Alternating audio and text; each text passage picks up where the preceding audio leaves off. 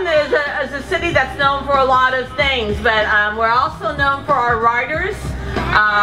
Jack London, people may remember one of the first librarians, was one of the first poet laureates, and so that's great. That's why I think the libraries are a great place to host this.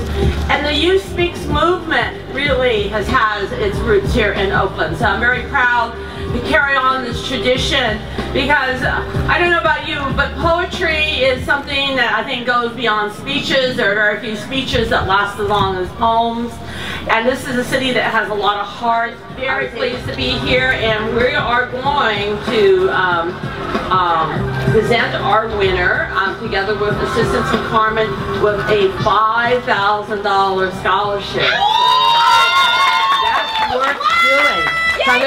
So I just want to thank Youth Speaks, the library, and basically everybody that's been there alongside me this whole journey of just writing. You know, like this is like a crazy thing for me, because I just sit there and write about my life and just deal with it, and now I'm being honored for that. So it's kind of mind-blowing for me, but I am so grateful for this honor, so grateful for loving people in my life and everyone that's made it possible. I'm grateful for Life is Living. How great is Life is Living? I actually draw my inspiration for my pieces just from my environment and looking around me, because at any given moment, anything or anyone, whether I know them or not, can become a subject for a new piece. 1. Walking down unfamiliar streets in Oakland, you imagine bullets flying through the air like bats seeking to nestle in the cavity of your chest.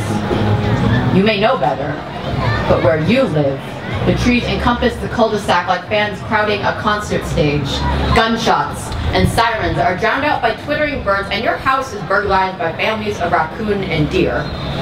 You were surprised when a friend explained the higher likelihood of corner house robbery in his neighborhood. Corner houses like your own, too. When you befriend people from out of town, make believe your tour guide leading them through cavern less explored. Showcase areas like Chinatown, like Baines and Orr. Promise to show them the precious stones embedded in the ceiling, the good places to eat. You won't go after daylight, or stay any longer than necessary. Your ignorance and paranoia weave into cables and tie themselves around your cabinet hands to pull you away from non-existent danger. 3. Every time that guy in your Korean class says the Noraebang in Oakland are scary because he thinks they're located in the ghetto, you want to tell him that Koryo Village is not in the ghetto. He'll say he doesn't want to get shot while singing karaoke with gangsters. You want him to see that he's singing in the Little Mermaid's grotto, but fears knowing what it means to become part of their world. 4. While waiting to receive your honor at the city council meeting, become stalagmite spectator in the wake of injustice. Sit uncomfortably as protesters and family members gathered for Alan Bloomberg chant and clap their hands like chalkboard erasers, filling the room with clouds of crime scene residue.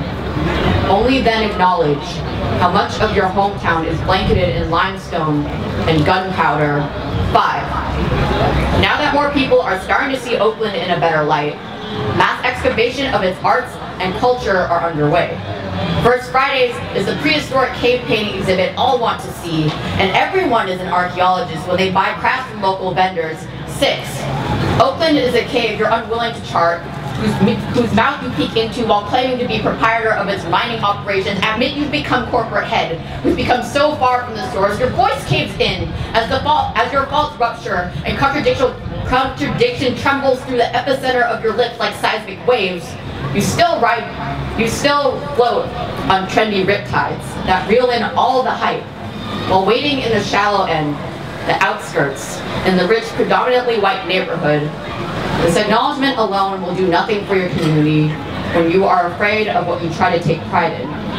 Learn to ignore the echoes of nightly newscast homicide counts that bounce against the street signs within city limits.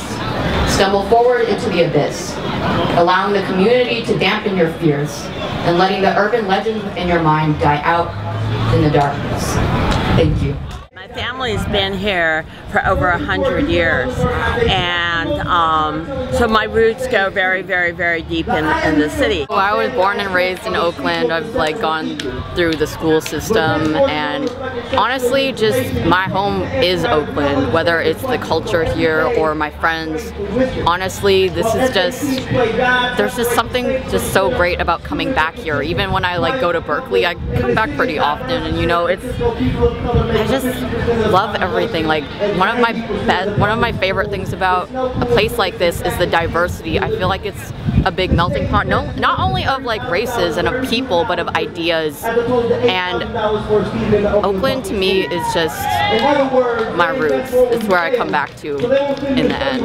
And that's sort of the Oakland spirit, is that we don't give up, we're very proud of who we are, and we don't let anybody really diss us. Like, as I mentioned in my poem, I may not live exactly where, you know, all of the healing is starting to come in, but I can see the results of it. I can see it in the people that I know. I can see it at my school.